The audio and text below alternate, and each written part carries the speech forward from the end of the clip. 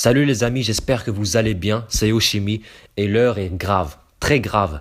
En effet, après avoir effectué la vidéo théorie numéro 9 sur Goldie Roger vivant, je me suis rendu compte que j'ai...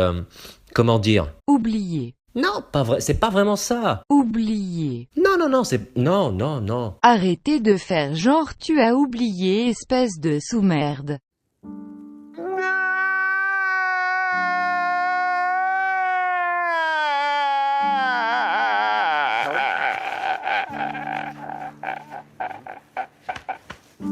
Bon, plus sérieusement, après avoir fait ma vidéo, je me suis rendu compte à froid comme ça pendant que j'étais assis confortablement avec mon petit thé en train de... Comment je pourrais formuler ça?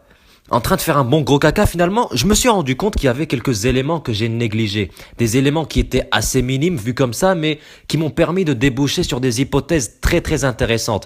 Et d'ailleurs, je remercie ceux qui ont interagi par commentaire de manière très constructive et qui ont posé des questions très constructives, puisque ça m'a beaucoup aidé à m'orienter vers la vidéo d'aujourd'hui et à aiguiller mon raisonnement dans un sens.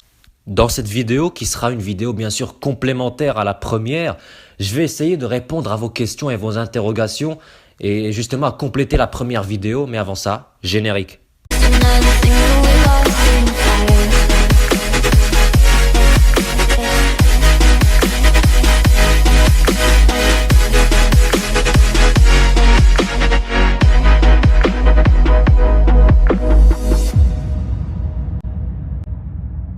C'est parti. Mais avant de commencer, je tiens à m'excuser d'avance auprès d'Oda d'avoir percé à jour des éléments de One Piece qu'il tenait à nous cacher.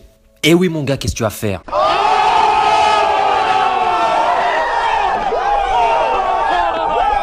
Et le premier élément sur lequel je voudrais revenir est la maladie de Roger. Beaucoup d'entre vous l'ont soulevé par commentaire en signalant que ce fait allait à l'encontre de ma théorie. Pour ma part, si je n'ai pas parlé de cet élément, c'est parce que la réponse me paraissait claire et était implicite. Tenez-vous bien, pour moi Goldie Roger a été guéri, tout simplement. Mais oui, je suis désolé, même un génie ne peut pas faire mieux. L'éradication de la maladie est très possible et deux solutions sont envisageables. La première piste consisterait à ce que Crocus ait trouvé un remède pour son capitaine.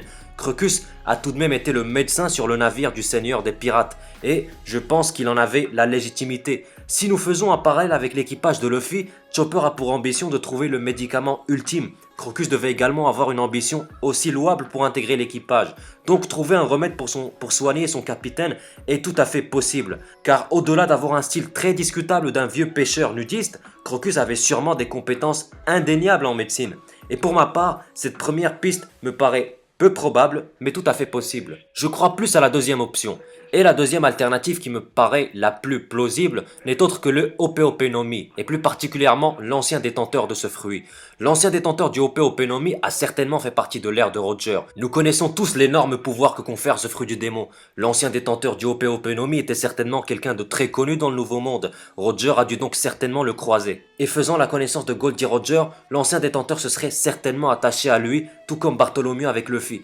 Et en apprenant sa maladie, il a accouru pour le soigner. On pourrait même aller plus loin et dire que l'ancien détenteur du Ope no Mi a donné l'immortalité à Roger en se sacrifiant. Doflamingo a d'ailleurs confirmé à Law que c'était possible vu que ce fruit du démon offrait cette faculté. Je vois mal Roger laisser quiconque se sacrifier pour lui, mais ayant découvert le plus gros secret du monde et étant porteur d'une mission, il a dû se faire à l'idée. Ceci bien sûr, si l'ancien détenteur lui avait bien évidemment révélé le prix à payer pour l'immortalité. On pourrait même fusionner ces deux alternatives, ce qui rendrait le contexte temporel plus logique. Je m'explique.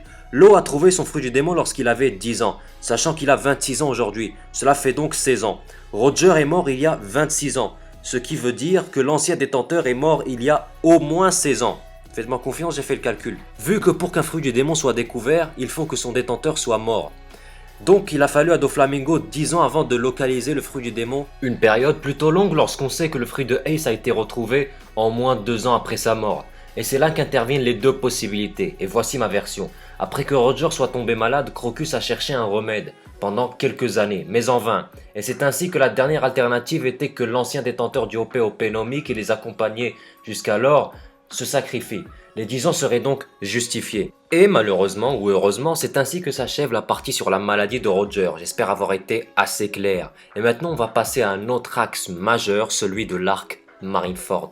En ce qui concerne Marineford et surtout Ace, beaucoup d'entre vous m'ont demandé Très gentiment, et j'insiste sur le très gentiment. Wesh, espèce de mytho. Bon, ça va, t'arrêtes maintenant, espèce de petite salope. Excusez-moi, messire Yoshimi. Je vais y réfléchir, maintenant tu te la fermes. Plus sérieusement, il est vrai que l'arc Marineford était le dernier arc à omettre. Mais t'inquiète ma couille, je vais corriger ça. En effet, la question de Ace est très importante, et connaissant le personnage qu'est Goldie Roger, il est difficile de le voir abandonner son fils sans rien tenter. Et je dis bien tenter, car pour moi qu'il intervienne personnellement à Marineford est à exclure. Non qu'il soit un père indigne, car pour moi il a bien essayé de sauver son fils, mais parce qu'il ne le pouvait pas à défaut de tout laisser tomber, de se mettre en danger personnellement, de mettre aussi en danger ses collaborateurs, car pour moi il en a et un que vous connaissez très bien, et surtout mettre le gouvernement mondial sur une piste qu'il ne suspecte même pas. Il a dû donc trouver un autre moyen d'essayer de protéger son fils, et je vais le révéler tout de suite. Mais avant ça, qui y avait-il aux côtés de Ace? Telle est la question, mon pote. Il y avait Barbe Blanche, le vrai père de Ace en quelque sorte et l'homme le plus fort du monde, et Garp, son grand-père et l'ami de Roger. Des raisons qui sur le papier pouvaient empêcher la mort de Ace, mais Roger ne s'est certainement pas contenté de ça, puisqu'il y avait Shanks, et bien que ça puisse paraître complètement what the fuck, pour moi c'est Roger qui l'a envoyé. Car en y réfléchissant bien, pourquoi Shanks est-il venu à Marineford? Certes, il respectait beaucoup Barbe Blanche, mais est-ce suffisant? Vous me direz, pour Luffy? Je vous dirais que non, puisque Shanks avait entamé son mouvement bien avant de savoir que Luffy était sur place. Il a simplement été retardé par Kaido. Et d'ailleurs, qu'en est-il de cette rencontre avec Kaido? Je crois toujours que Shanks est le plus puissant des empereurs et qu'il aurait pu intimider Kaido par la force. Et vous pouvez aller voir la théorie que j'ai faite là-dessus. Mais dans ce contexte, une autre hypothèse peut être donnée. Shanks n'aurait-il pas persuadé Kaido autrement que par la force? Je me le demande. Et puis, revenons sur Barbe Blanche. Souvenez-vous de cette dernière parole. Il dit clairement à Barbe Noire qu'il n'est pas le D que Roger attend. Le D que Roger attend. Le D que Roger attend.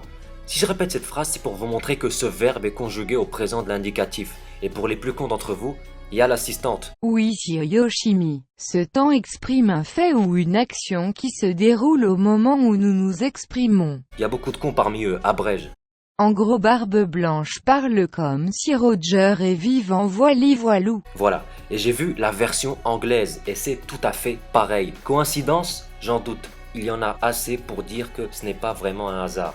Ceci étant dit, je comptais arrêter ma vidéo ici. Malheureusement, je suis tombé sur un rigolo dont je tairai le nom et qui, après avoir fait une vidéo sur le pouvoir de Shanks juste après m'avoir vu en faire une sur le même sujet, vous pouvez regarder les dates, a maintenant sorti une vidéo réponse à ma théorie. À l'enfoiré. Je n'irai pas jusque là, mais pas loin.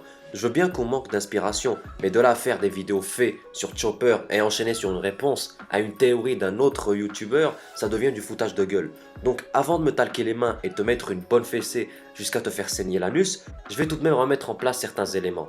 Tout d'abord pour répondre au fait que la mort de Roger serait la base du manga, laissez-moi vous dire à ceux qui pensent ceci que Oda a décrété lui-même qu'il ne s'attendait pas à ce que One Piece ait une telle ampleur et qu'il lui donnait au maximum 4 ou 5 ans. One Piece fêtera bientôt ses 20 ans, donc il est tout à fait normal qu'Oda ait revu sa copie à plusieurs moments et ait modifié certains éléments de l'intrigue. Et beaucoup de mangakas sont confrontés à cette problématique. Tout ça pour dire que tout ce que l'on croit acquis dans l'œuvre peut ne pas l'être. Mais ça c'est un autre sujet. Pour revenir sur Momonosuke, il faut saisir le caractère du personnage. Momonosuke est l'héritier du clan Kozuki. C'est quelqu'un de très maniéré qui reproche tout le temps à Luffy de parler de manière décontractée ou vulgaire. Est-ce que vous voyez un personnage pareil, bien tendu du slope, qui plus est un gamin bien con, faire des vannes et sur Roger en plus, quand même. Donc pour moi Momonosuke ne mentait pas, à mon avis bien sûr. En ce qui concerne le fruit du démon de Roger, ce même rigolo l'a en gros refuté parce qu'il ne le sentait pas. Et qu'en gros le pouvoir de la multiplication du clonage lui paraissait anodin.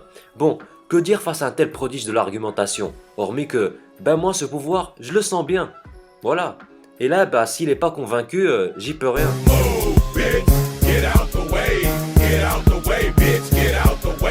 Plus sérieusement et pour ne pas me répéter, le pouvoir de la multiplication est présent dans la plupart des shonen. C'est un pouvoir bien badass et bien évident pour donner de la puissance à un personnage. Et il n'est pas utilisé que dans Naruto, il y a Dragon Ball Z, Bleach, Nanatsu no Taizai et la liste est encore longue. Et ce fruit de la multiplication expliquerait plein de choses, dont comment Momonosuke ou encore Crocus ont pu le voir, je parle de Goldie Roger, sans le voir lui en personne. Voici en bref ce que j'avais à dire. Ça a duré quand même plus de 10 minutes, mais Si j'avais pris le temps d'étayer mes arguments comme je le voulais, la vidéo aurait duré sûrement plus de 30 minutes et ce serait devenu complètement chiant, encore plus que ça ne l'est, pour vous dire. En ce qui concerne ma réponse à l'autre rigolo, et pour parler très sérieusement, je ne l'aurais pas faite si sa vidéo était constructive. Nous avons une passion commune et en parler me ferait très plaisir. D'ailleurs, je suis le premier à demander de l'interactivité dans les commentaires, et je vous remercie de participer si activement d'ailleurs. Néanmoins, je n'ai pas du tout apprécié la manière dont il donne son avis en descendant l'avis opposé. C'est-à-dire qu'il se permet de juger en mettant des « c'est du n'importe quoi, que c'est stupide, que c'est bête » et j'en passe, avant de donner un semblant d'argument. Rappelons qu'il s'agit d'une théorie, que personne ne détient la vérité absolue. Bref, avant de faire tes vidéos, pète un bon coup petit rigolo. Sinon, en ce qui vous concerne, je voudrais vous remercier du fond du cœur les amis d'être aussi présents et de plus en plus nombreux. Je vous prépare de nouvelles choses et j'espère qu'elles vous plairont. Sur ce, n'hésitez pas à laisser des pouces bleus et des commentaires pour me dire ce que vous pensez justement de Marineford et les explications que j'ai données sur la maladie de Roger. À vous abonner si ce n'est pas encore fait. Et sur ce, je vous dis ciao les amis.